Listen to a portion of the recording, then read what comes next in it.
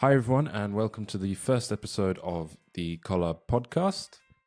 Our guest for today is a very good friend of mine and a very talented Polish designer, Anna Ocpinska. She currently works for Confederation Studio as a multidisciplinary designer and has had the opportunity to work with companies across the world while living both in London and Warsaw. She's also been part of the recent relaunch of the Polish design scene and is helping co-run it on a daily basis. And today I sat down with her to talk about how you can nurture your creativity, where you can find it, what things can help you nurture your creativity, and also how your creativity is something that you can work on and not just a talent. So enjoy.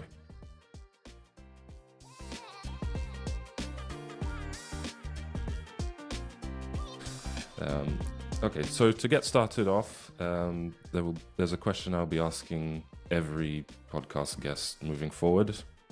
It's going to be basically this kind of opening question for every episode.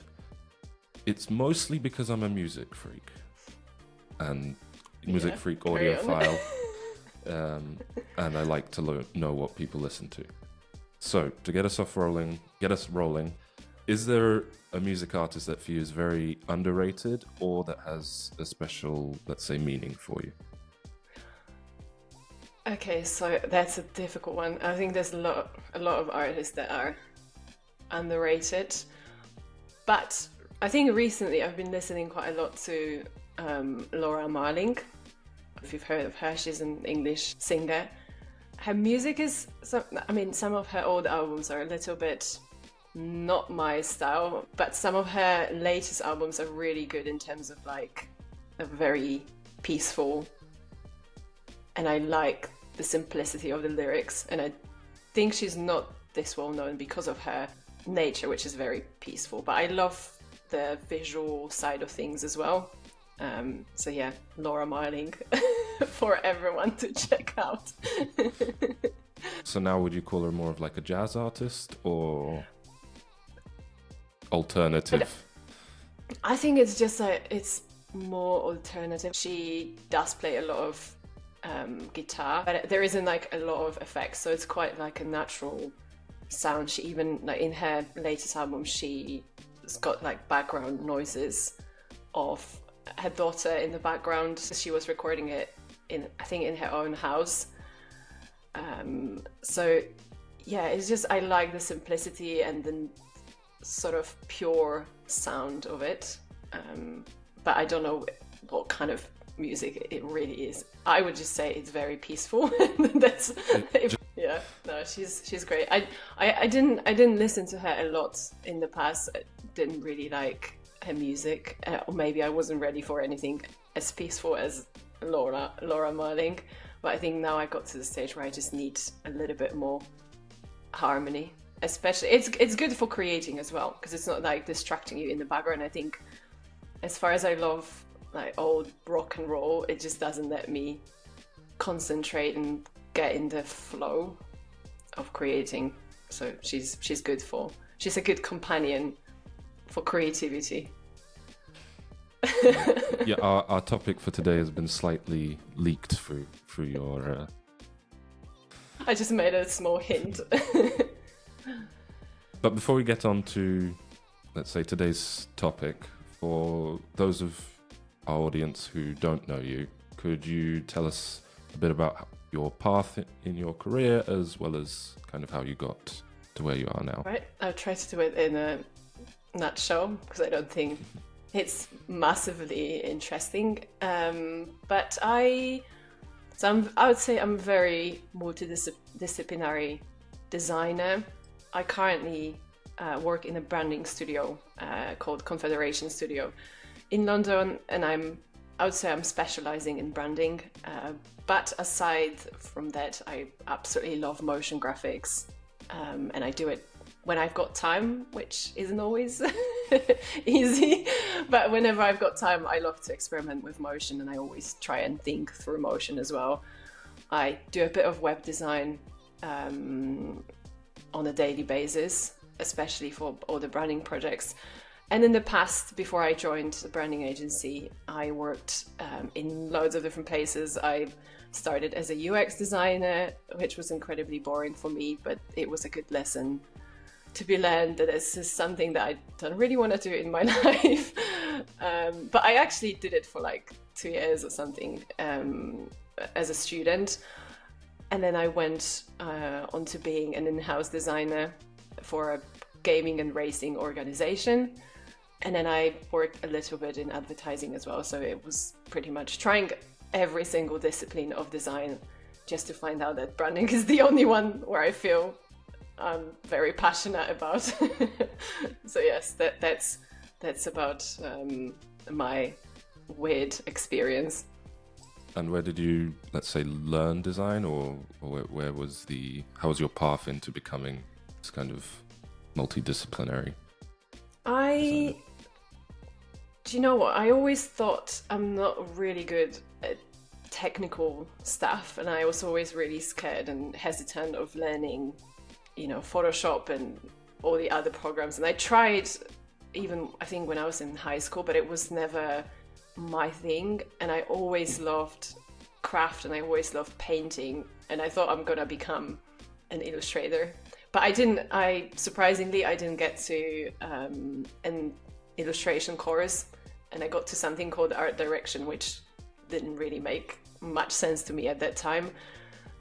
But this was, I think it was at uni when I realized that if I want to make money on being creative, I have to learn how to use digital software to create art, and how to create something that is a bit more commercial than maybe illustration. And I also realized I wasn't really good at illustration. There was much better people around that could probably work in this field. So yes, I think I learned design at uni, and then I really quickly went into like doing internships and working in the real industry. But I think I wasn't very skilled in the technical part up till recently, up till joining the branding agency. This is where I realized craft is like massively important, more important than when I worked as an in-house designer or when I worked in advertising, where it was mainly the narrative that was important rather than beautiful, perfect typography or colors or anything. So it was, I think, in that studio where I'm currently working, where I had to learn like a very different level of design. Mm-hmm. Okay, so you kind of at some point decided this illustration stuff is not quite going to pay the bills. Not really, and I just stopped. I mean, I still do. The only time when I do illustrations is when I go on holiday and I create illustrated postcards, but I don't paint them on paper anymore. I think I became lazy with learning digital software. I became lazy in the sense that you can really easily just erase your own mistake and just do it again. So I do like digital illustrations that I then send to my friends and family, but I don't think that would really pay my bills, if I have to be honest. Well, I think actually doing stuff on paper is quite nice sometimes, because you're kind of forced to make those mistakes. Yeah, no, that's a very different way of thinking. But also if you move to design and you think about sort of designing in a very simple way, then creating something on paper or like even an illustration, it becomes like a completely different style, because you want to almost approach it from a perspective of creating a symbol, a logo. So it naturally becomes very minimal, and I think it's slightly maybe the opposite of illustration, which has to tell like a more specific story. But yeah, I still love illustration, but just in a different way. Maybe I love looking at illustration more now than creating. That looks nice. I don't really want to spend the time to make that, but it looks nice. Yeah. But I think that is, especially with let's say that becoming a bit lazy, let's say from wanting to just, restart, do it again, restart, do it again. I think every, let's say, designer or creative person does need a bit of that in their life where you're doing something creative though, you can't just press Command Z and have it go away. Because otherwise you end up in a situation where I was a few weeks ago, where I realized I'm doing stuff in the real world and I want to press Command Z because I just did something slightly wrong, and you want to, let's just go back. And that's when you kind of realize, okay, I need to learn a bit of, let's say, patience with making mistakes. Yeah, I think it's very tempting to keep pressing Command Z. But at the same time, I think if you're not making those mistakes, you won't learn how to be better in any skill. You have to go through a round of mistakes, bigger and smaller ones. I would even say failures. Not even small mistakes of like, oh, this is, wrong color or something. But I think it's really the mistakes that really shape you as a designer. And I think you really have to spend a lot of time on I'm not sure if it's, the good term to call it mistakes, but just exploration that will give you good outcome. Because if you won't remix enough ideas on paper, then you won't get something meaningful and something unique. And that's probably a mistake that most of the people do when they start, working as a designer. Not spending enough time on, not having enough patience on exploration, and sort of wanting to get it done really quickly. And I don't think that's the case, because even when you become a better designer with more experience, you still need this exploration, but you're maybe a little bit more sort of settled, like you have more ideas in your head and you know exactly which route to take, but you still have to try so many different options and so many different combinations. It's just that you have maybe your library of resources in your head that you've been building since you started working as a designer is bigger, so you quicker know what to choose to create the idea. But I think it's still a very important process, and I think it's even, the process of creating a concept might be even more important than any other process in creating whatever you're creating, a brand, an advert, a video, or an illustration, probably as well. I guess you could extend that advice to the rest of your life as well, isn't it? You always need to make a few mistakes to move forward. It's the British saying, you have to crack a few eggs to make an omelette, isn't it?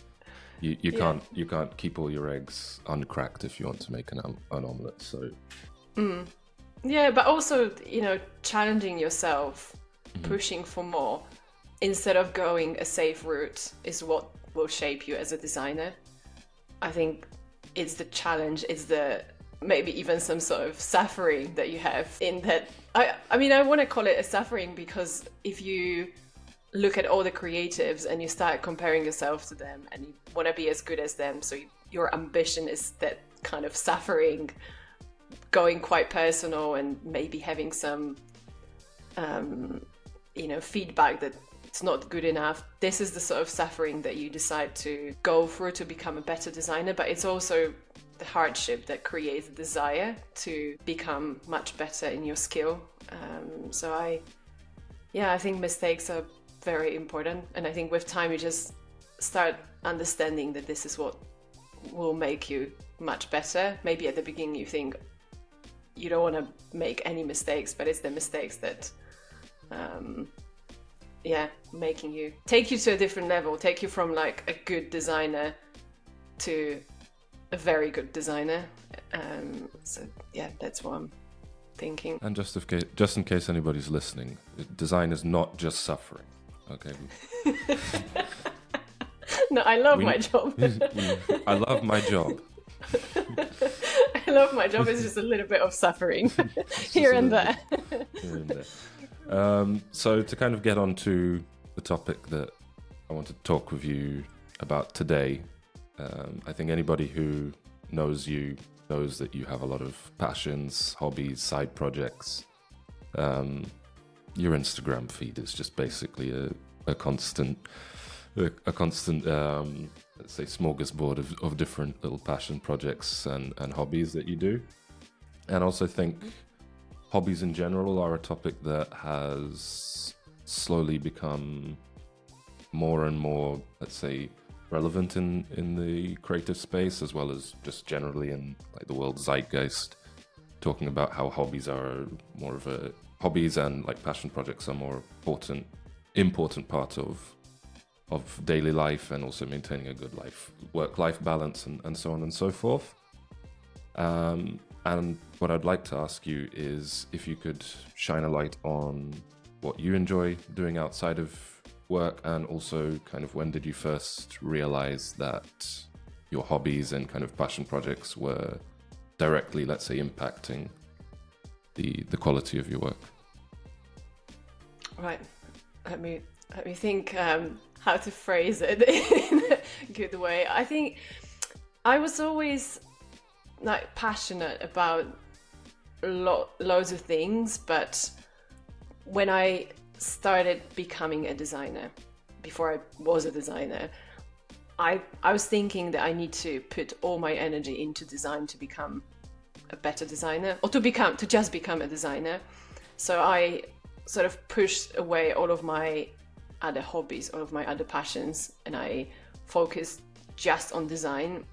And I think that was a huge mistake, because it eventually created almost a creative block for me. I was in that like really strange cycle of not being able to create, because I was only thinking about how do I become better in creating, like listening, reading so much about design and anything design related, that I almost didn't give myself space to do some other exploration. I don't think you can really get inspired from design. I mean, obviously you can create like a library of your own resources, kind of like your own Pinterest in your head, which is helpful, but it's more for just the craft. It's more for knowing what kind of font do you want to choose for your project, or maybe you will see a really nice shade of pink that you can use for some specific brief,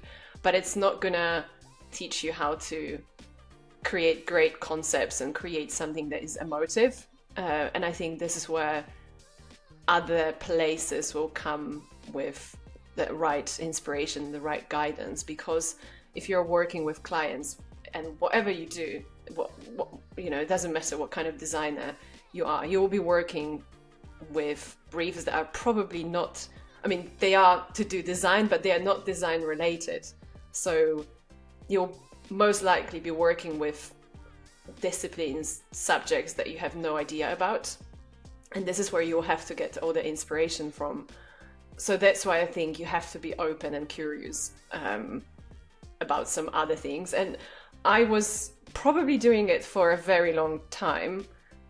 And only last year, it was when I completely changed my approach to things. And it was very unexpected. And it was, I'll get a little personal, but I'm not going to go into too many details. But I had last year, at the beginning of the year, I had an accident, and it was something that made me unable to create for a few months, physically unable.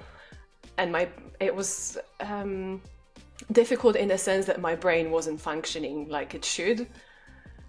And so I thought, that's probably the time when I have to stop being a designer and I have to start thinking about doing something else, as I just wasn't able to generate ideas and do anything as basic as even, I don't know, walking. So I wasn't even thinking about creating. I was just trying to survive every day. And at that time, I decided I'm not gonna. I was fighting really hard to, be as efficient as I was before the accident, and as creative. But it wasn't. I realized it wasn't the case, and I just can't. I need to let my body recover, which took around 10 months, unfortunately, but I just let myself be, and I just let myself, I gave myself space to do other things. And this is where, for example, yoga became incredibly useful for recovery from an accident, in terms of mindfulness, movement, balance. So I've been doing this a lot, and I've been doing a lot. I just couldn't stare at a screen. So I could only do activities which didn't require a screen for a long time. So yoga was one of them. Another one was probably cooking, which I've loved for many years. But I just became much more creative in both of them. And as I was doing more of those activities and less design, I realized that somehow I became a much better designer, and I reached a very different level of creativity, which I don't think I ever had before. And something to be mentioned is that for probably many years since I started being a designer and since I took art education, I created that complex for myself, of not being creative enough, which then created that creative block, for myself.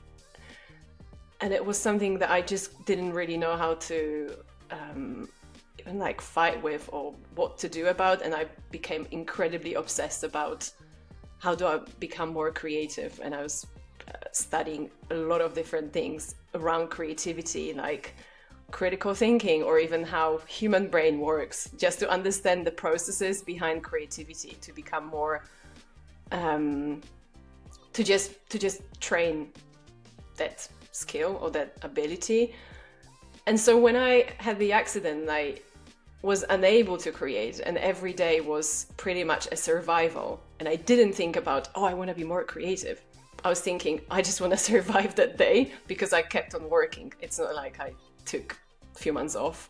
I was working, but in a very different way. I was taking loads of breaks and finishing earlier, and I was doing more basic tasks as opposed to like creating a branding concept. This is where I realized that suddenly something unlocked in my brain, because I wasn't stressed about not being creative enough. And suddenly I started having so many really good ideas that I think even at that time, when I was struggling probably the most in my life, I created a project which I'm probably most proud of. So I think like giving yourself space and doing other things than design can make you much better in that field. So I'm not sure if I really answered the question in a correct way. I can talk more about these two specific hobbies that I have and maybe how they inspire design. Well, I would definitely. I think you answered the question, but I would definitely like to go a bit deeper into it. From those, let's say, books and research that you were reading into, let's say, how creativity works, was there anything that really stood out to you? Was there any book that really changed your perspective on how creativity works? Yeah, I think in a sense that I realized by learning about how human brain works, which sounds incredibly dry for someone creative, I've learned that, do you know what? I think there is a really strange misconception that creativity is some mystical power that we get from, probably God even doesn't know where it comes from. And so I think because it's not as like a black and white skill where like, I don't know, maths or something similar to maths where you just know 2 + 2 gives you 4. Because if you put two creative people in the same room and you give them the same brief, they'll probably come up with two very different ideas. That's why a lot of people think that creativity is something, maybe like a talent or something that you've been born with and you can't learn. And what I got from those books, from learning how human brain works, is that it's just a skill. It's just something that can be trained. And some people can naturally be better in creating because of where they come from, how they've been raised, what abilities or what skills that their parents were promoting to those people. And that was something that I realized when I was studying with lots of people from other countries. For example, education that you got as a child can really influence the way how you think, because it's not even about creative thinking, but any kind of thinking, critical thinking, for example. Polish education system doesn't really promote thinking. It's all about learning theory and very specific knowledge. So I really quickly understood that if I want to be creative, I need to start with, how do I think better? Like, how do I ask questions, and how do I form my own opinions, which I was never really used to. So what I learned from those books, which I don't want to like bore people with, that theory of brain, but I think we should start with almost defining what creativity is. And it's just coming up with,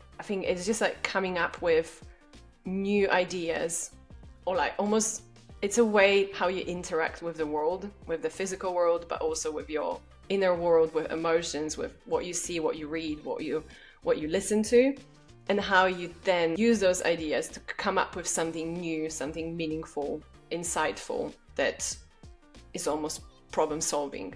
And there's also a huge difference between creative thinking and abstract thinking, because abstract thinking is what most of the people can easily do, and it's what most of the kids will do. So they'll generate loads of ideas, but if you think about them, they wouldn't have any real sense in the real world. You couldn't apply them, and the reason for that is because they don't understand the fundamentals of the world and how certain things work.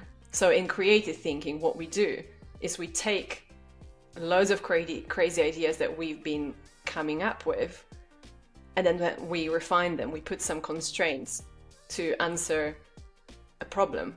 And it's, in our case, if we are working with commercial clients, then it's going to be a business problem. So I think this is something to be understood. It's not, you're not waiting to be creative. Like some people think, an artist will have to wait for this strange feeling to come and like open a completely new doors in front of you, and with the massive inspiration, and then suddenly you'll draw a masterpiece. It's a process that has to be, that you can train, that you can learn, but you need to take time. It's like if you go to the gym and you want to build muscles, you're not gonna lift the heaviest weights. At the start, you will start with something lighter, and then you will move up and up and up. But at the same time, your body will be learning this new skill, and also getting used to the weights until you're ready to build your muscles. So that's the same with your brain. It's just a muscle memory. And I think by learning something super boring about creativity, by making creativity almost sound boring, I realized that's something that I can easily learn, but I just need to take time, and I need to practice. I need to practice questioning things. And it doesn't only apply to creative ideas generating. It can be anything, like reading the news. And you're reading the news and you're asking enough questions to form your own opinion. So it's not just an information, it's more of a knowledge that you're gaining. And the knowledge that you're gaining, it's based on the opinion that you form by asking like why and who, and just going a little bit deeper.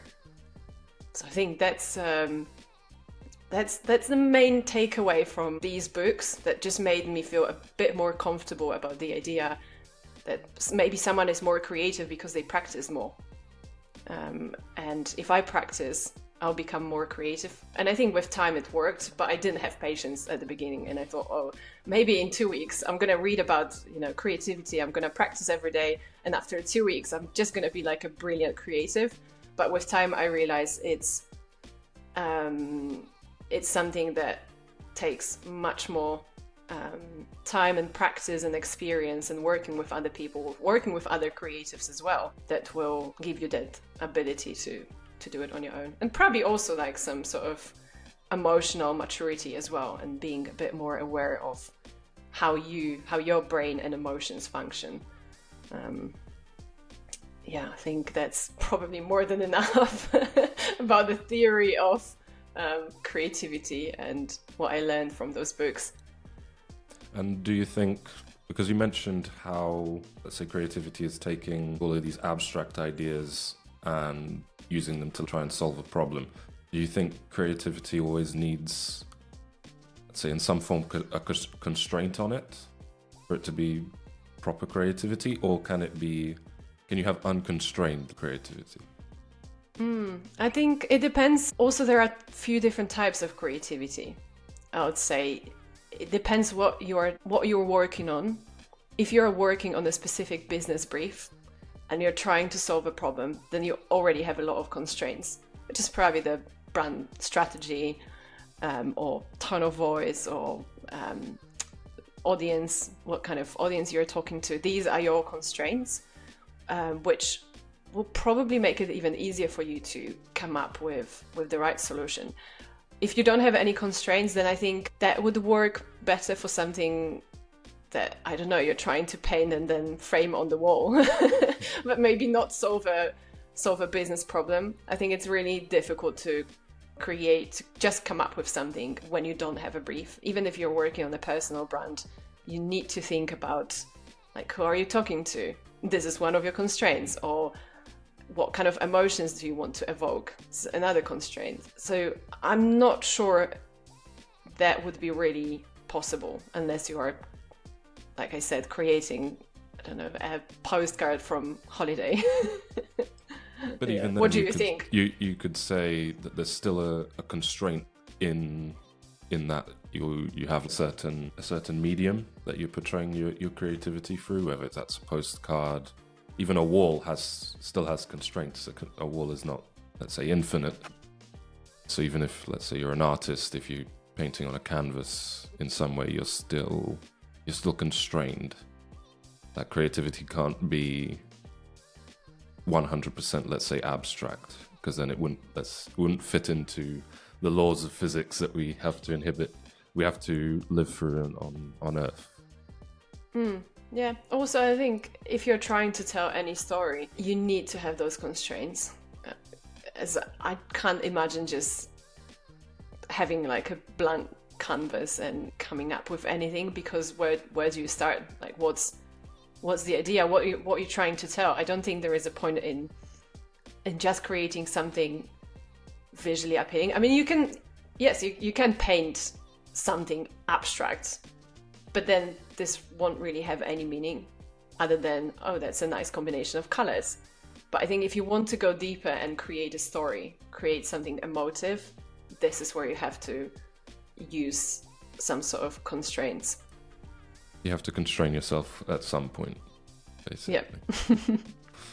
Unless you just want to mix some pretty colors on a canvas, which can also be a fun way of... Which is fine. But I think it's not going to work in the business world. I think, but it also wouldn't work in, let's say, even an artistic world, would it? Because you wouldn't be able to convey a message through your work, would you? Yeah, that's another way to look at it. I think every artist is trying to tell something with what they create. So yeah, I think constraints are the real inspiration to come up with something meaningful. It's also a challenge. It fits into what you were saying earlier about the suffering. Let's go back to suffering. I think it's even easier to come up with something if you have more constraints, because you know which route to take, there's another book which I really... It's a funny one. It's not a serious book like How Your Brain Functions. It's a book called Still Like an Artist. And it's a small... Have you heard of this book? Yes. Yes, but so it's... I think it's quite a well-known small little book on creativity. And the main, I would say, takeaway from the book is that you shouldn't be inventing new things. You can reinvent them. You can reverse engineer what some people already came up with, but just reshuffle them become like a bit of a designer DJ, if you want to put it in a funny way. You're just, in your life, you're collecting loads of ideas. That's why I think it's really important when you're a creative to be have this natural drive for observing, of like feeling and being really curious and open to new things, because you're constantly building your library of resources. So then when you have those constraints, you know which shelf to open, which ideas to pick from these shelves, and then create that really cool remix of your ideas, of your concepts, to come up with something novel. So yeah, that's a book which is worth checking out, because it's a funny one, the way how he talks about stealing ideas, which is it's not copying, it's just, you know, stealing a few different things, like a font from one place, then maybe the way how someone uses shapes, that sort of technical part of that, the thinking behind, but not necessarily the shape itself. And then the more ideas you have, the easier it is to come up with something. And obviously it requires time to build a library. So I think it's like when we're talking about creativity, it's such a complex process, because one is, of course, the craft, and the craft comes from you observing a lot of things and creating that library and learning what works, what doesn't work, what kind of rule you can break, what kind of rule you should apply. For example, legibility. If you're working on something a bit more practical, or even when you're creating a poster, you need to think about some, even kind of like a UX of a poster. What do you want to communicate? So it doesn't become useless and just a beautiful piece, which is useless to read, to study. And then there is this other part, which is about concept, about creative and critical thinking, and abstract thinking as well. So there's like so much to be learned, and that's why I think this process is so long and it takes time. And I even talked to my colleague recently, and he said to me something quite interesting, that since he became a designer, he became a lot more emotional and a lot more like sensitive to the world around, because you just keep seeing those new things which you probably would ignore back in the days before you became a designer, because you naturally, your job requires that you spot those things, like spot those mistakes or those tiny nuances that make a huge difference. So it's interesting because it becomes a lot more personal in a way. And even though you're trying to be as objective as possible, it's still quite a subjective job. Yeah. To kind of bring it back towards where we were earlier, how do you see that your hobbies, for example, seep into your work? You mentioned the yoga and the cooking. I think you have also a few other passion projects that you run. Does it impact your work, let's say directly, that you see, I don't know, a nice color on the wall and you use that in a project, or is it something that's a bit more indirect? I think it's probably more indirect, but maybe let's start with yoga.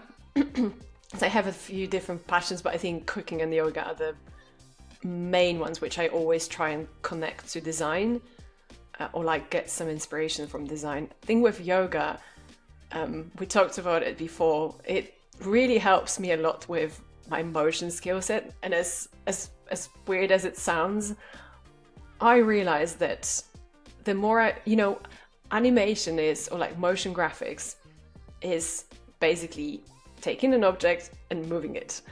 But what makes an animation look special is the flow and what your eye is expecting. So even if someone is not a designer or is not a creative, they will know from observing the world that something doesn't work. So let's say you take a flat graphic of something like a round object, could be a ball, a round object, and you drop it on the floor.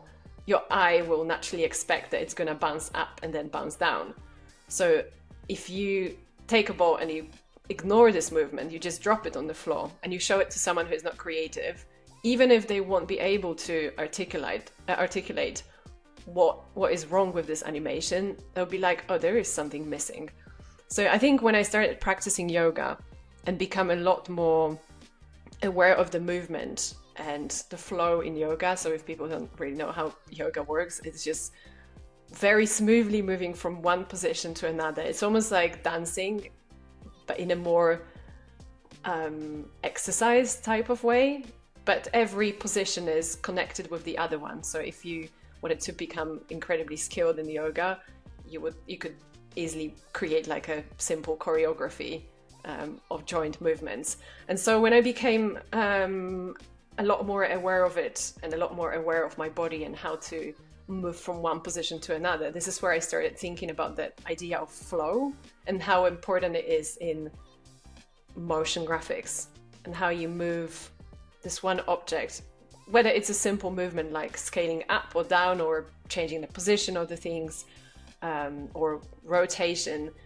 It's how you connect these little movements is what is incredibly important to create a good animation.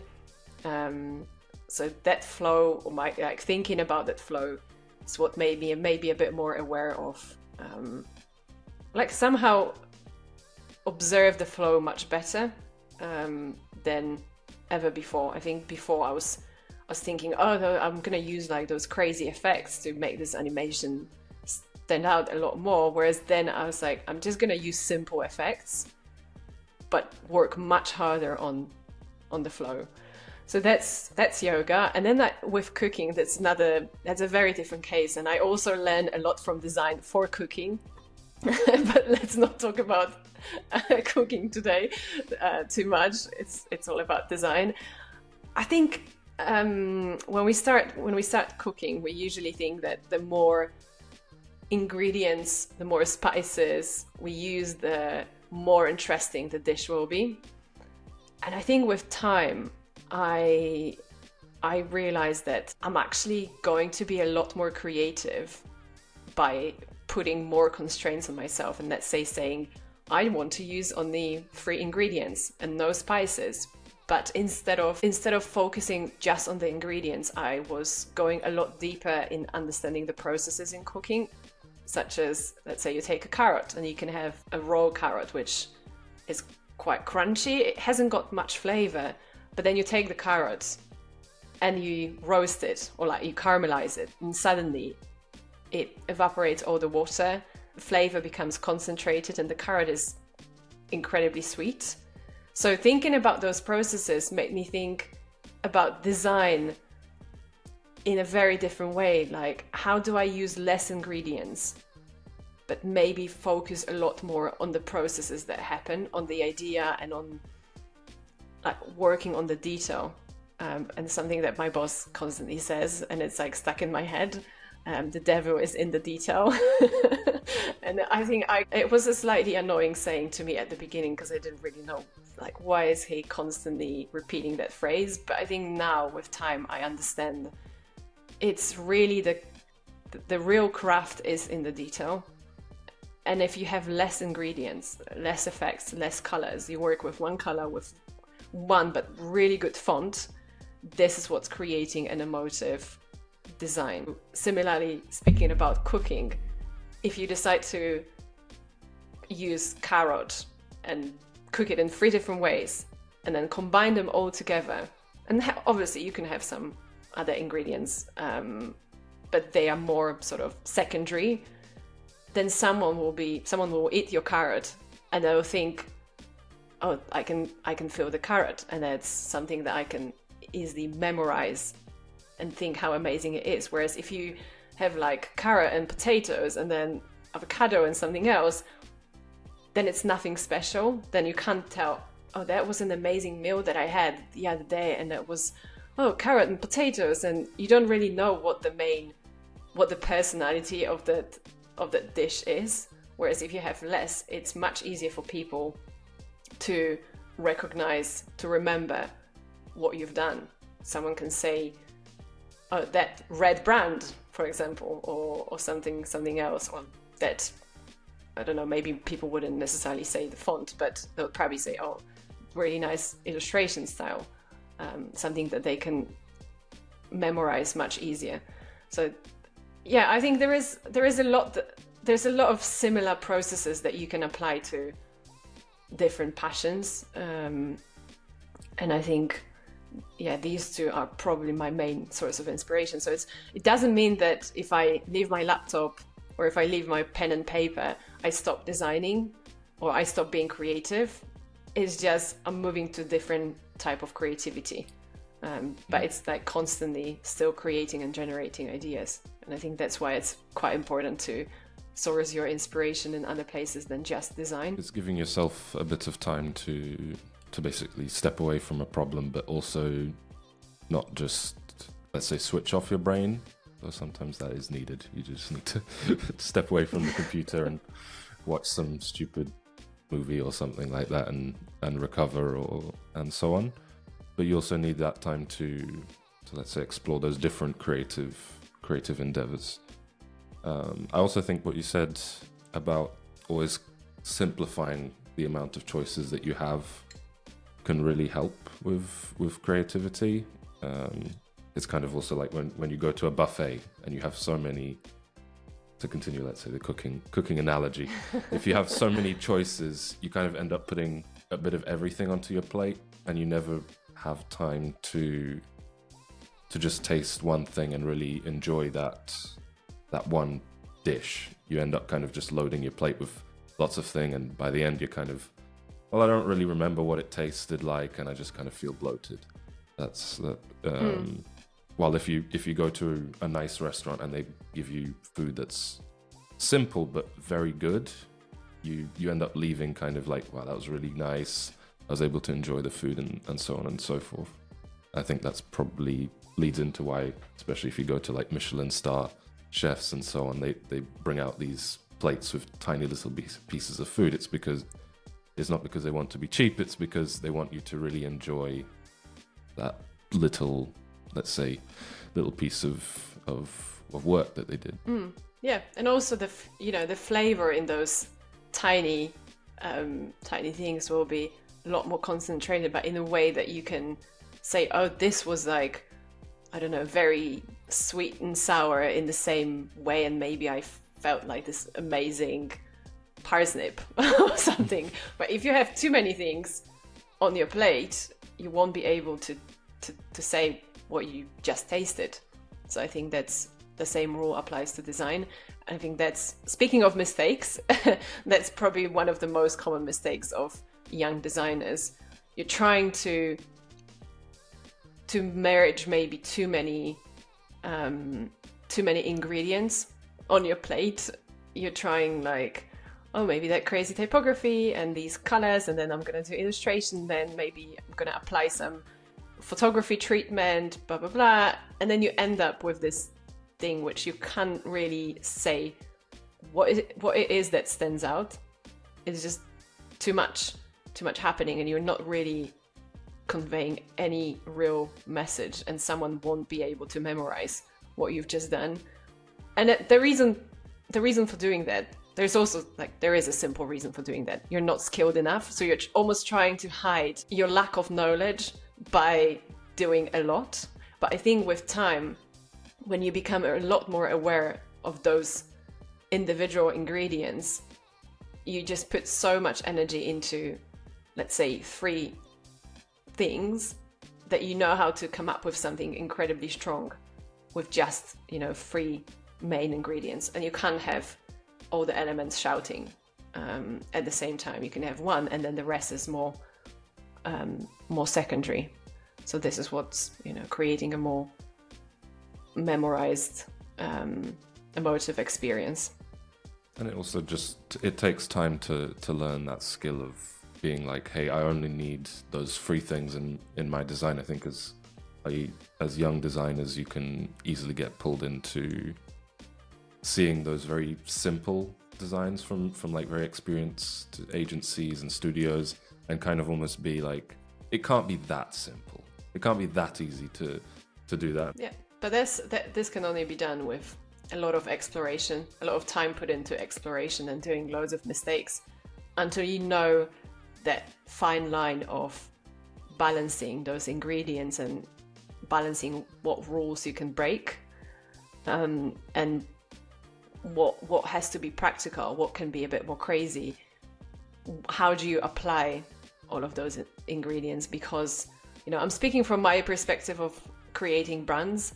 There are applications where you can shout and be really loud and, you know, make a lot of noise in that one brand application, which, I don't know, could be a billboard. But then you also need to think about the brand in a practical way.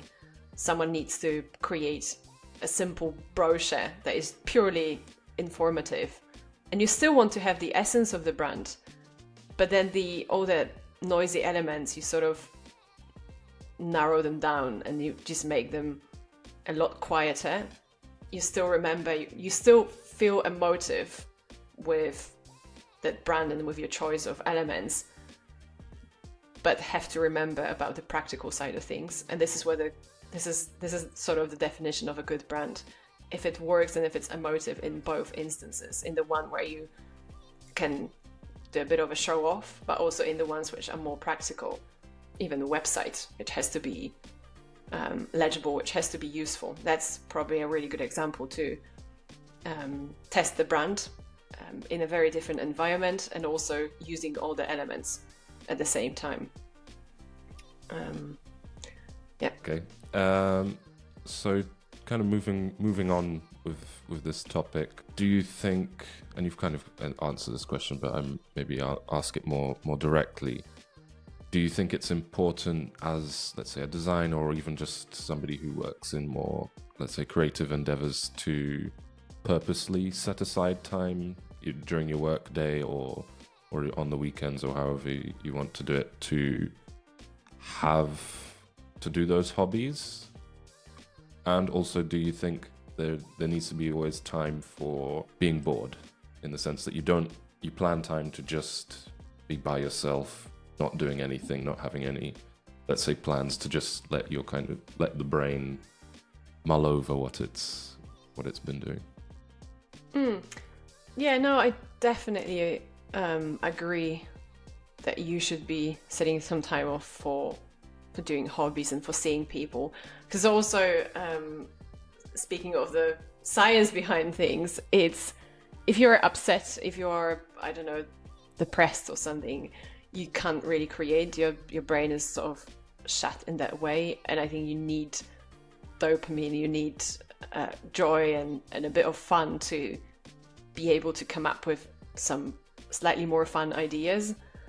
And if you're just stuck in designing and you won't let yourself to take a rest and do something else, then you won't be able to come up with those brilliant ideas, I would say. So I think also thinking about hobbies, like I just said, yoga and cooking, even though they're completely unrelated to design, they still inspire me so much that I don't think I could be a creative without these two, or anything else that I'm doing on the side.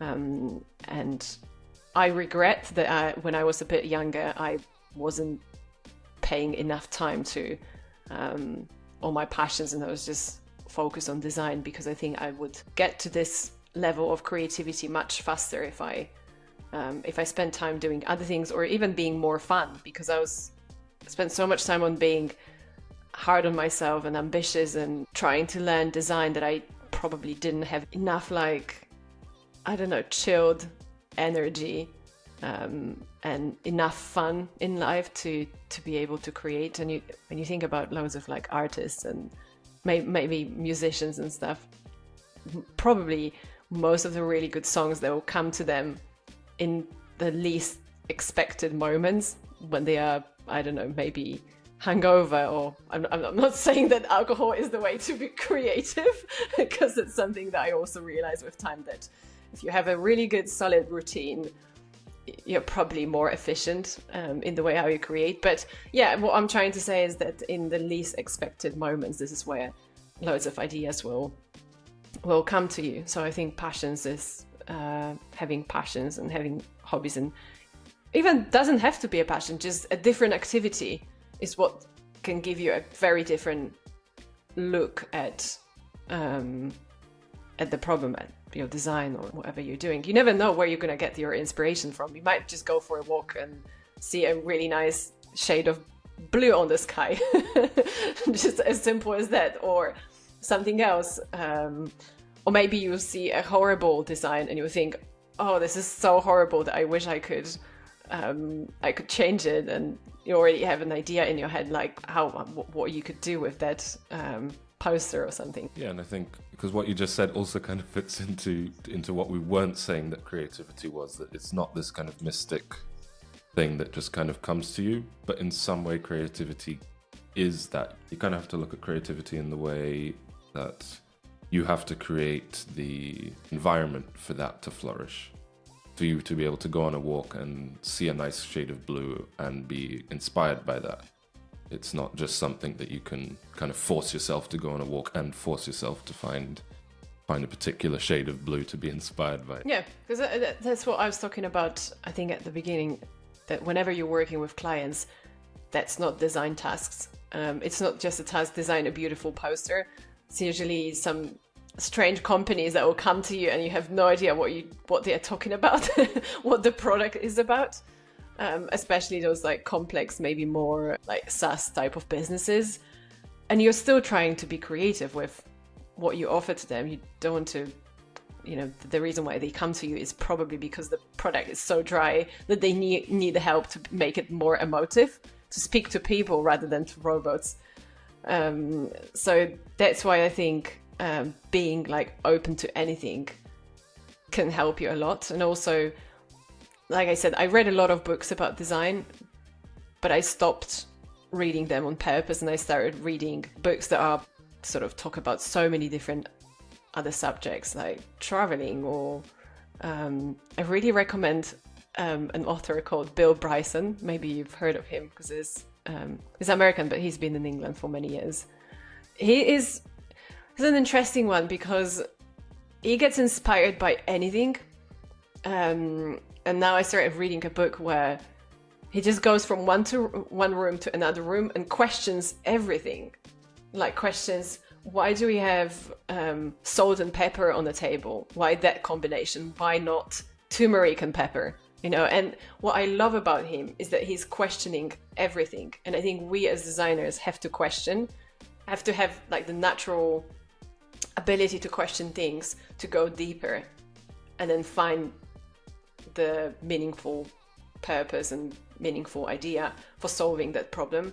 And I remember one of the first lectures at uni that I had, it was this presentation, and there was this image in that presentation of a mountain, and there was it was like top of the mountain and then level of the sea, and then an image of that mountain going below the sea level. And what they're trying to say is that most of the people will see what's above the sea level, and you as a designer have to go beyond, and you have to think, you have to reach much deeper and be curious. I think if you're not curious, then why would you even become a designer? Because you want to, it's like a bit of your mission to solve those strange problems. And you think, with time, when you learn that ability, when you learn that skill, you think that's a little bit like basic. I know how to solve that problem. But then this is the thinking that you gain with time, and this is why people come to you. They don't come to you because you can choose a nice color. They come to you because you start feeling emotions maybe in a different way, and you know how to go deeper to almost like manipulate in a good way how people feel when they look at your design, because it's all about emotion. Like no one cares, like no one who is not a designer cares about design. Like people are not going to remember, oh, this curly, bold, confident font. Like no one is going to say that thing. They're going to say what they feel when they look at your design. Like, oh, this is like really comforting and I want to use this brand because I feel somehow reassured in whatever I'm trying to buy into. I think, questioning is what's incredibly important in that job. So there's always a need to always want to dig deeper. You wouldn't say that as a designer in any form, you could just be, well, here's a solution to the problem and that's it. Let's not try. I think that's why you do it. But I think I don't know. I find it fun. Like the more I do it, the more I do it in my normal life as well. Like when I leave my desk, I'll go for a walk. I keep, maybe not analyzing, or like not on purpose, but just looking at things and seeing things that I probably wouldn't even notice before.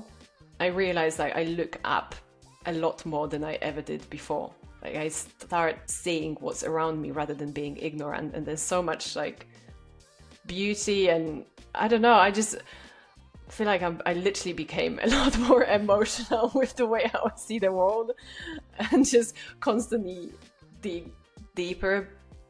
But I think it's quite a beautiful skill to have, to be able to see and feel so much.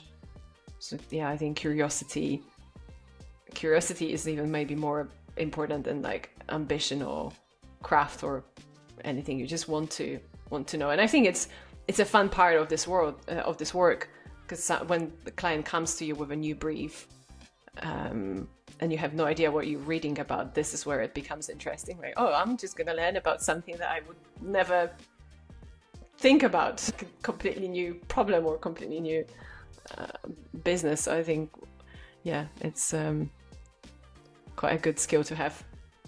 And you also mentioned how for you it changed when you stopped looking at, let's say, design and trying to learn constantly just from design. Do you think that's something, maybe not just for designers, but also for anybody working in like a creative space, photography and so on, that it's important to let's say outside of your work have those learnings that come from other areas, not just the area you work in? I think that's something that sometimes designers get caught in, that they're constantly reading design book after design book, thinking that the next design book is going to unlock that, ability to be extra creative and extra good at their craft.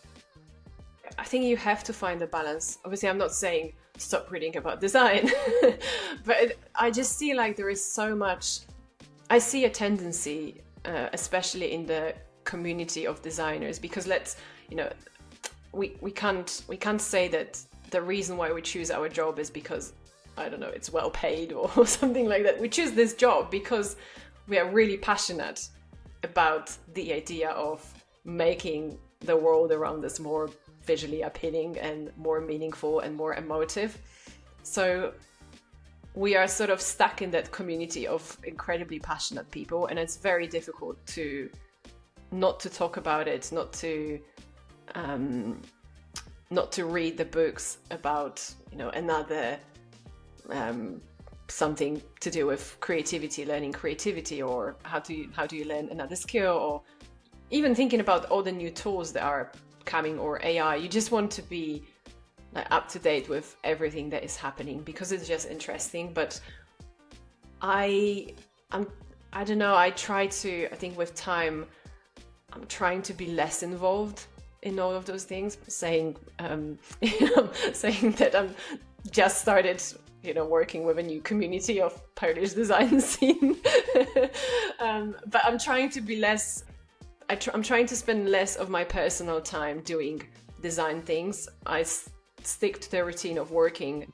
So yeah, I think stepping away from design can make some space in your brain for just creating something else. So I think you should stay excited, and you should stick to your community that can inspire you and motivate you, but at the same time be really wary of the fact that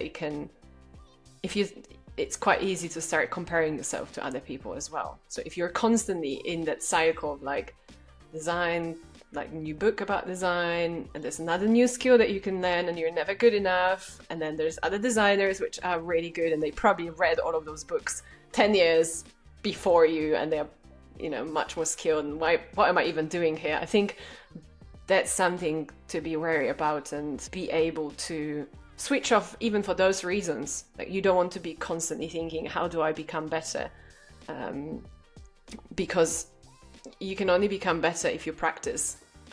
And reading another book can give you a new perspective, but it's not gonna take you to a completely new level. And it can inspire you in some ways, but at the same time, it can be any other activity that can maybe give you even more than just reading a new book on design. It's not like I've been doing it for 10 years and I now approach it in a very smart way. I've been constantly reading about design and surrounding myself with designers. There was even a point in my life when I joined my art uni, and I thought, oh, I love those designers. I never had designers in my life. I only want to have designers. And I think that was such a stupid thing to say, to surround myself only with designers, because I just ended up doing nothing else but design. So I would definitely encourage everyone to explore other areas, because you never know when they'll become useful for you. Maybe you design a poster or branding for a coffee packaging, and maybe you've been passionate about coffee for a long time, and this is where your insight, where your inspiration will come from. It's not going to come from seeing packaging for lots of coffee brands. It will come from you knowing a lot more about where this coffee comes from and who makes that coffee, or maybe some mission behind that brand, or maybe some insights that someone will not know about. So I think that's why it's good to be open to loads of new things, especially in that job when you're constantly opening like new boxes with very new knowledge. So we've been talking about creativity for a bit now, and I think to kind of wrap up this, let's say, topic as a whole would be to talk about how people often see creativity, because often people will look at creativity as something that you can have or you can't have. Some people will see themselves as not being creative or being creative.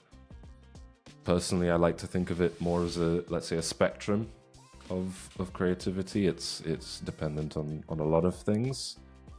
But do you think that, let's say, natural talent plays a role in creativity? Do you think somebody can be more talented or less talented in being creative, or are we all born with the same ability to be creative?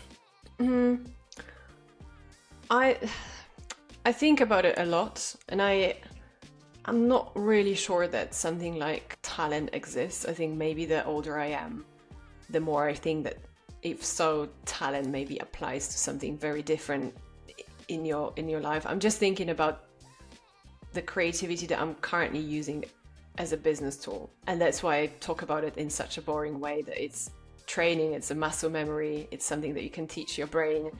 And the more I read about how the human brain functions, the more I just start understanding that you can learn any skill. Like, no one is born with the ability to drive a car. Everyone has to do X amount of hours of driving a car, of teaching your arm and your leg to move at the same time, and to understand how the technical parts of the car, listening to the car before you can fully drive, which is quite a complex skill when you think about it, to use your arm and your leg at the same time, and then observe what's happening around you, and use your brain as well, and remember all the rules on the road. So same with creativity. There's level of complexity to it, which you have to learn through practice, through gaining some sort of theory, working with other people, working with clients, exploring the visual aspects of it, the craft which I've been talking about. So I don't really think that maybe it exists in a sense that if you're a child and you practice, your parents, I don't know, are artists, and they'll give you that new perspective of like art and create around you.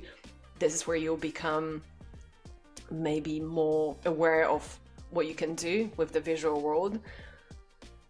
But it's something that you learn as you're growing up, rather than you're born with it. And I always think about, I don't know, people who are born in somewhere in Scandinavia, because they have such a strong cultural style of anything that they design, like the interior design of their houses, and they are born into it. And when you surround yourself with the same similar objects wherever you go, or similar choice of colors, which we all know Scandinavian style, this is something that you will try and copy in whatever you make in the future. So I think these things that happen in your life is what shape you as a future designer, or just as a future person. And I think it's you can easily start thinking that, oh, I don't come from artistic family, so I'm not going to be a good designer. But like I said, the more I read about it, and that's why I really recommend to anyone starting or anyone who wants to improve their creative thinking, is to just understand how our brain works, because this is what will give you motivation and courage to just become better. And like I said, maybe the bigger challenge, if you don't come from that artistic family, if you didn't have that good education in critical thinking, maybe these are the things, this is the challenge that will create a bigger desire. And if you have a bigger desire, you will be more willing to work harder on those skills and maybe explore even more than people who already have them. Yeah, I don't really think that talent exists. If I had to summarize that in just one sentence, or maybe I don't want to think that talent exists. It's all a bit of luck, hard work, and hope and desire that you have, that you can do those things. And yeah, and also joy in making those things, because if you don't enjoy what you're doing and it's just hardship, then what's the point of it? I think all combined together are probably enough to create your own talent. So for those people who, let's say, feel like they lack creativity, or that people are more creative than them, what would be your advice to someone like that to kind of start working that muscle and start becoming more creative in their work? I think the simple advice is start observing a bit closer what is around you. Start being more curious. Start asking questions like, why is this happening? How is this happening? What for? But if you want to go deeper, I would start with reading a bit more about critical thinking. That's the subject that I had at uni, and I never thought it was important until I left uni. And I realized I wish I paid a little bit more attention to what critical thinking is. But there is a lot to be learned from this discipline for design. And my last advice is probably to be patient and practice, and don't necessarily give up after 1 year of trying, because you need to go through a lot of failures to learn, and like a lot of mistakes as well, to learn how to be fully creative. And I'm not saying that, I've been like just reading about those, how human brain works and critical thinking, and I suddenly became a really good designer. And I was very upset at that time that, they happened, and I'm probably the worst creative, and I probably shouldn't be a designer anymore. But these are the ones that give you even more ambition to work harder, because you want to come up with something braver. I think probably one feedback that shaped me quite a lot was when one time I've heard that the design wasn't brave enough. And so I showed it to the client, and it was a little bit maybe too generic. And I think I don't mind when someone says, oh, it's ugly, or I don't know, it doesn't work, I don't like this color, blah, blah, blah. But if someone says it's not brave enough, this is where I was like, okay, I know what to do. Like, I know that I have to work harder with myself, with like the personal side of me, and pay more time to exploration, almost like cross some new boundaries that I that I have to become a lot more creative. And I think at that time that was where I've decided I'm really going to change my attitude and approach to design, and to create something much, much braver. And so, yeah, I think challenges is like we talked at the beginning, challenges is what sort of shapes you and what gives you the motivation to become better. But yeah, I think if I had to summarize, just observe, be patient, and don't be afraid. Firstly, thank you so much for watching our first podcast. Really hoped you enjoyed it. We had a few technical difficulties towards the end, which led to us having to cut it quite abruptly, unfortunately. But we hope you enjoyed the overall podcast, and we hope you stay tuned for upcoming podcasts, which will be released on the 1st of every month.